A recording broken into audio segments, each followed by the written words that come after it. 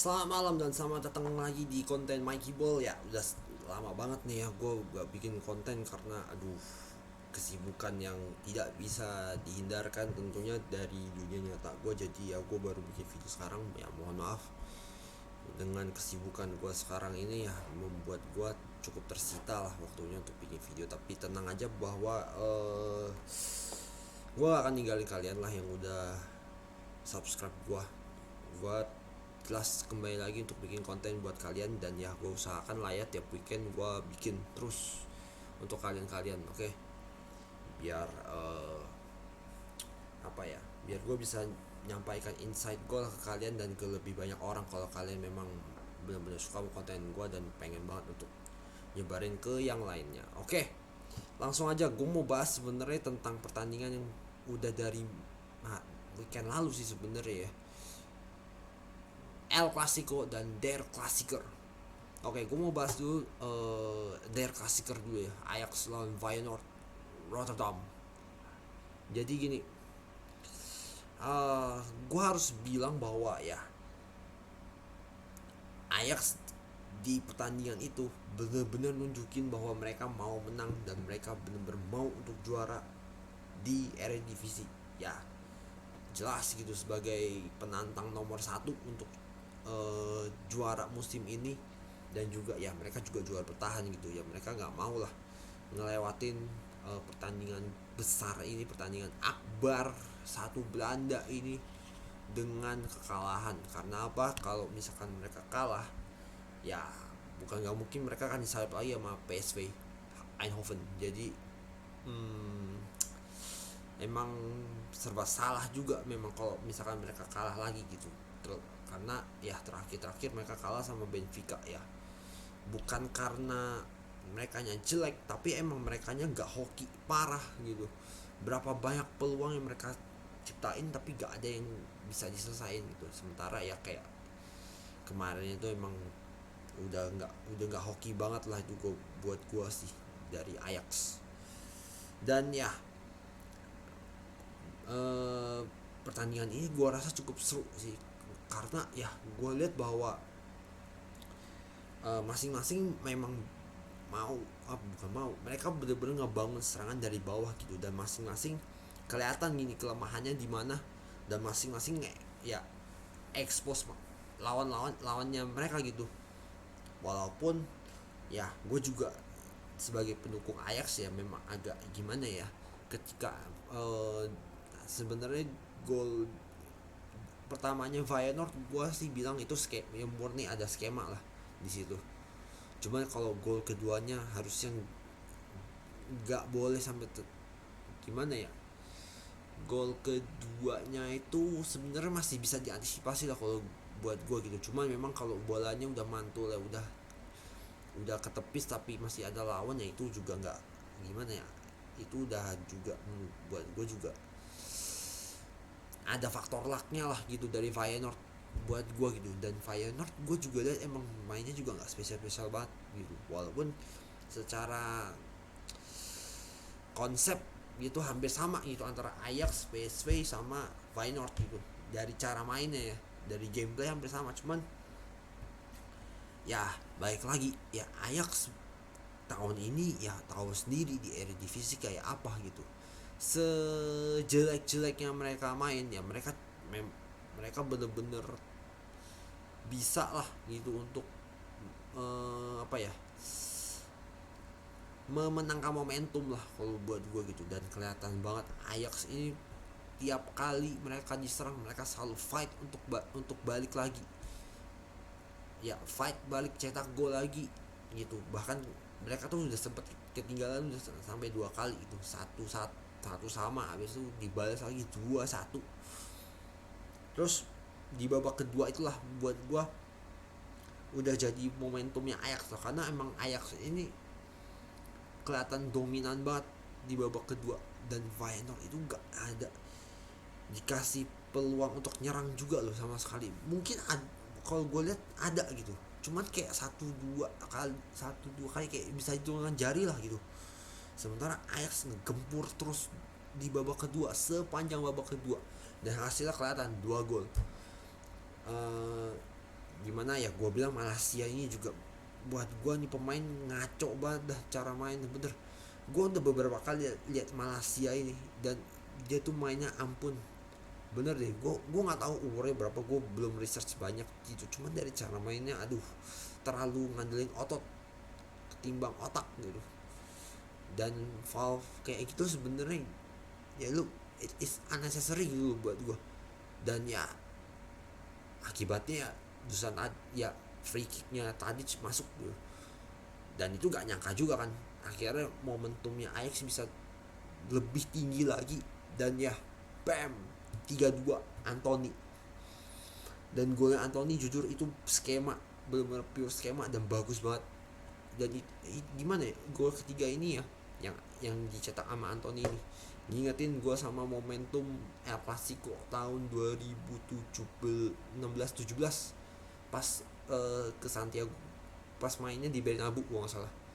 Ya zaman zamannya Messi lagi ini juga lah, lagi on fire juga saat itu, dimana skemanya hampir mirip buat gue, bahkan kayak udah 80 sampai 90% mirip lah dari cara mengebangun skema mainnya dan cara untuk Anthony nyelesain peluangnya dia. Dan itu mantep banget buat gue ya.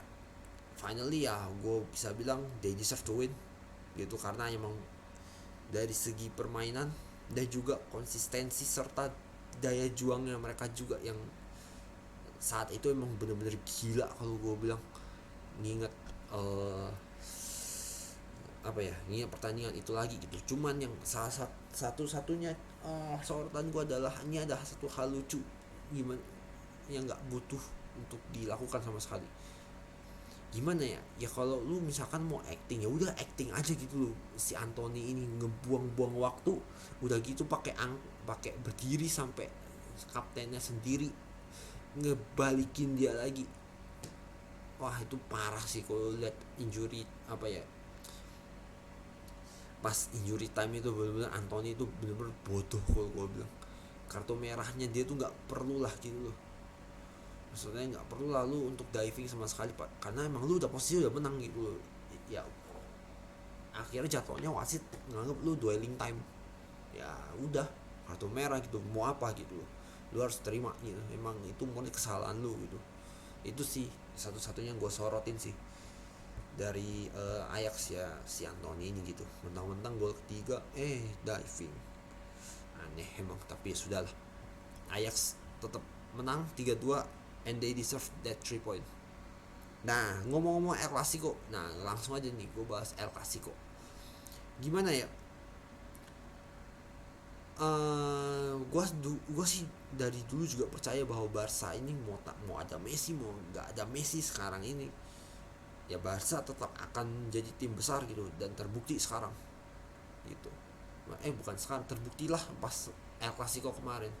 Dan itu juga sekalian ngebuktiin bahwa Madrid itu sama sekali juga nggak bagus-bagus amat gitu. Dengan materi yang ada ya fine, lalu sekarang puncak klasemen gitu. Cuman kalau lihat permainan lu juga sebenarnya biasa banget gitu. Bahkan tuh kalau ngeliat Madrid ya, itu ketergantungan banget sama 5 pemain. Yang paling utama tuh Benzema, udah pasti. Dan Benzema tuh kemarin gak main. Ya, tahu sendiri akibatnya apa. Kroos, Modric, Alaba, Casemiro. 5 ini utama untuk Real Madrid. Satu gak main aja kayak kemarin, Benzema gak main. Udah, kelar. Gak ada kayak ibarat apa ya, kalau gue bilang sama kayak dispenser rusak kalau gue bilang. Dispenser air tahu kan ya, yang ada apa tuh, ada katupnya, ada kerannya untuk buka saluran air. Nah kayak gitu persis gitu, karena nggak ada yang bisa nyelesain peluangnya gitu selain Benzema saat ini. Sementara Barca ya dengan apa yang udah mereka raih ya selama ini ya, tetap ya mereka akan lanjutin permainan yang udah dibangun Xavi selama ini gitu. Dan ya hasilnya gue bilang impresif lah buat gue. Gue lihat pemainnya Barca ini berkompak bener-bener tahu lah cara untuk mengekspos atau membuka kelemahan Madrid ya. Dan itu bener-bener cerdas kak, cerdas banget dari Xavi gitu.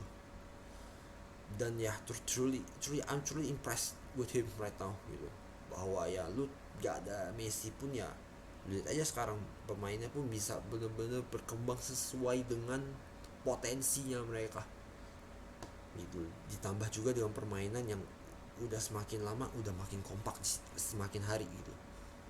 Walaupun sebenarnya kadang ada hasilnya juga nggak gitu bagus gitu, cuman ya fine gitu. At least lu udah ada kekompakan di situ, dan skema mainnya tuh udah makin makin ngerti gitu loh, makin ada understanding gitu, ada pemahaman lah. Dan ya hasilnya ya udah di lapangan gitu, mereka bisa nerapin dan akhirnya bahkan bisa 4 gol tanpa balas loh.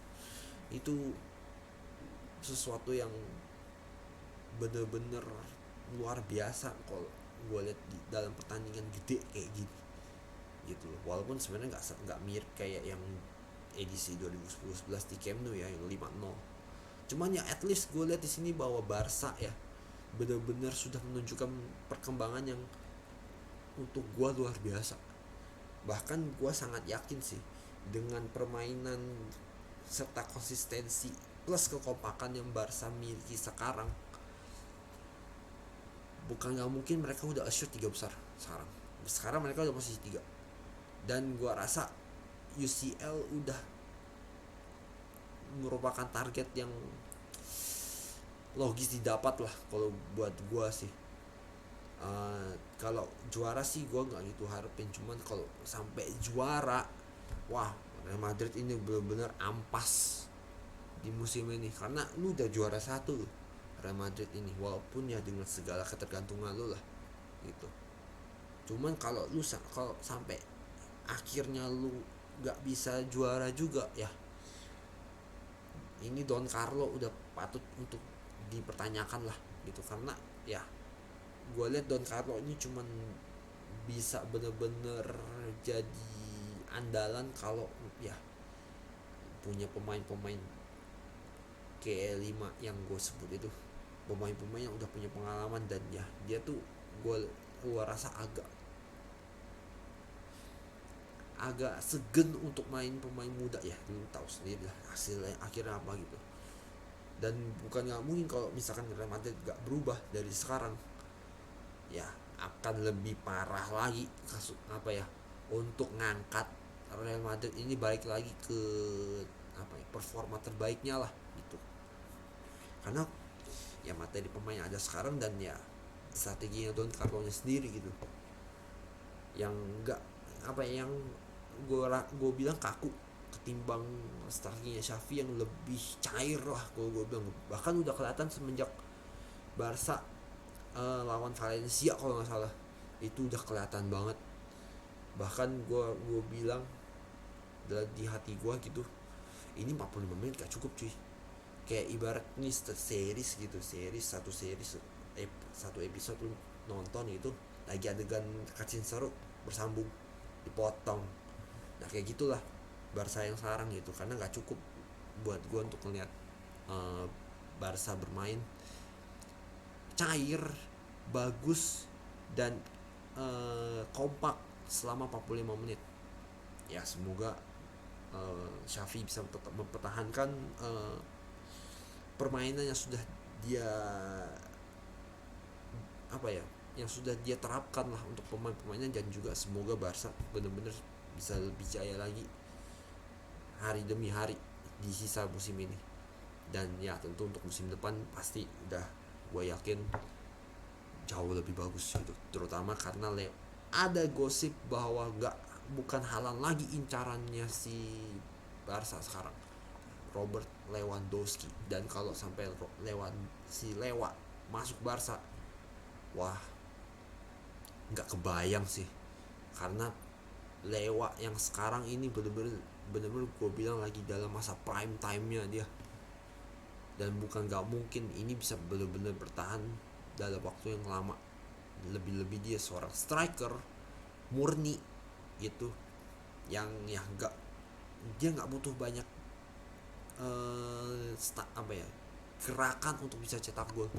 Jadi gue tunggu apa yang nanti akan Barca apa ya, yang akan Barca gerakan nantilah di musim depan. Tapi itu nantilah, pokoknya kita lihat dulu Barca yang di musim ini. Semoga Barca bisa balik lagi untuk bersaing. Itu dulu sih yang paling penting.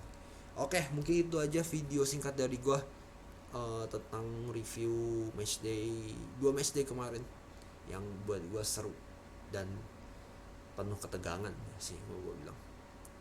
Itu aja dari gue, terima kasih nonton, dan ya kita ketemu lagi di konten Mikey Ball berikutnya.